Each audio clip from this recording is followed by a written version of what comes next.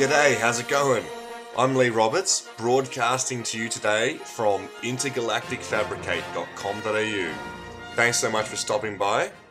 We're going to be looking at the swing text effect today, and this is a really cool little technique to have in your bag of tricks. It's always popular when there's dollar signs or percentages popping out. This text effect was used very, very well in the movie Stranger Than Fiction.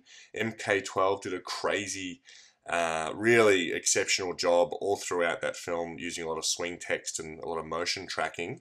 And I just want to point out that as you get more experienced and advanced with After Effects, you'll start to use expressions and you'll have a lot more control over your movement and things like that.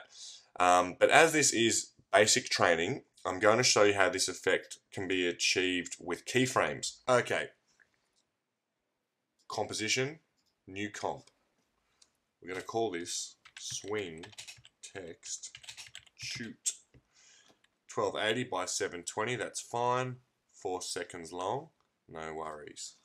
Okay, now obviously this whole composition starts with text. So I'm going to go layer, new, text. And I'm just going to type in interfab and just send that over there.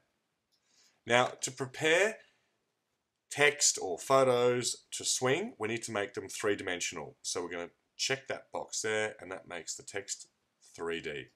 Now you'll notice that the anchor point is down here, and we need to shuffle that because that is going to be the hinge for where the text will swing from. So it wants to come here. Now, how we do that is drop-down menu, transform, check your anchor point, and then we're just going to shuffle this around like this. There we go. And so that is going to act as the hinge, and that is where the text is going to swing from. Okay, now to start the text swinging, come to your X rotation and just change this value here, the X rotation value, so that the text will come back up into its first position. Now there is a small issue that can arise here where text will sit like that or like that, depending on where your anchor point is. And the way around that is to come to your opacity, set the stopwatch, bring the opacity percentage right down, move forward, and then just bring the opacity right back up. And in the space of this little keyframe value here, the opacity will go from 0 to 100, and so in the first movement of the swing it will be invisible, which is what you want. Okay, now back to our X rotation, set a keyframe and move forward. And then change our value here so that the text will swing out. Swing out. Then move forward and swing the text back. Then move forward and swing the text forward, and then move forward and swing the text back into its resting position. Okay, so that's going to look something like this. So that's not bad. You can see that, you know, you can really experiment with these keyframes. You could do a lot more. For example, let's just highlight the first, starting from the second keyframe, those 4 there, and hit Apple C, and then just position our timeline marker there and hit Apple V. Copy those and just shuffle them a bit, and you'll see that you can get something like this happening. So depending on what you want to do, there's a lot of flexibility with these keyframes, but this is basically the method.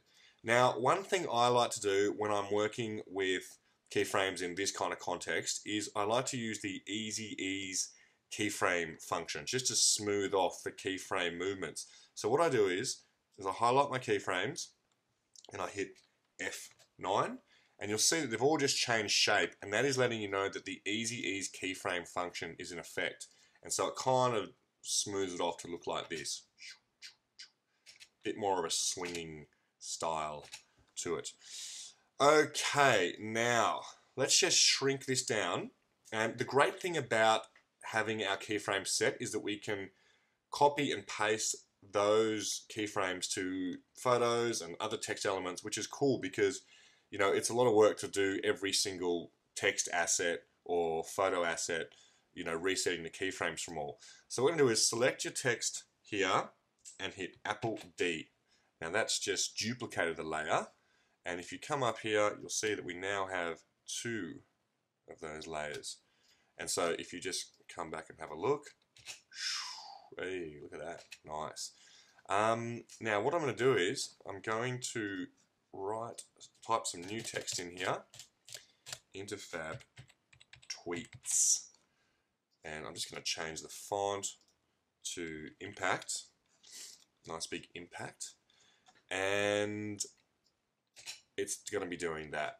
So if you want to create the illusion that the text is swinging and the new text is swinging in like a sequence, sorry, just get rid of that text there, you just need to shuffle around the positioning of them in the timeline in here. So as the first one comes out, that is where I want my second one to start. So it's going to do this now. And you can even just move this down a little bit so that it's not in the way. You don't really want them banging into each other. Unless, of course, you do. Now, I'm just going to import a Twitter logo that I stole off Google. And we're going to put that in here. And I'll just show you one little thing that is useful. Sometimes, you know, you're working with images that have white rims, or there's, you know, big chunks of white or even black that you want to get rid of that are in the way. If you come up to your effects and type in Luma, take your Luma key, drop it on the image, and then up here it has key out darker. Well, we actually want it to key out brighter. And you'll see the whole thing disappears, and in the threshold here, drag the threshold up and everything will appear.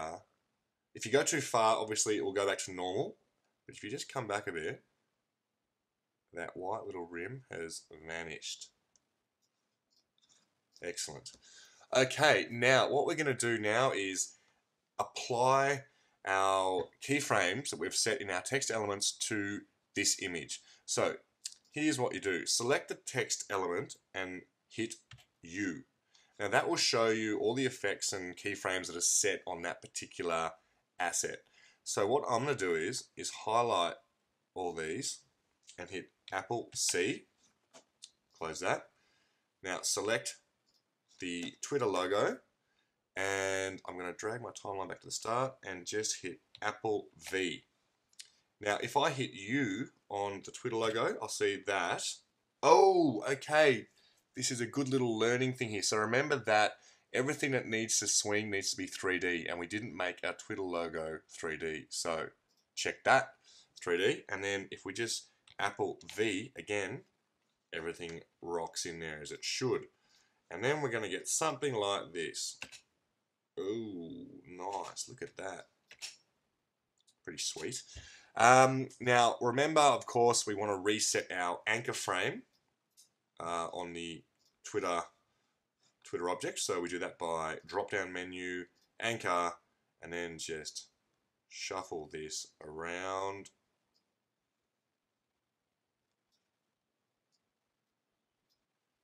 There we go. That looks good. And so the element is, the asset is going to swing like that. Fantastic.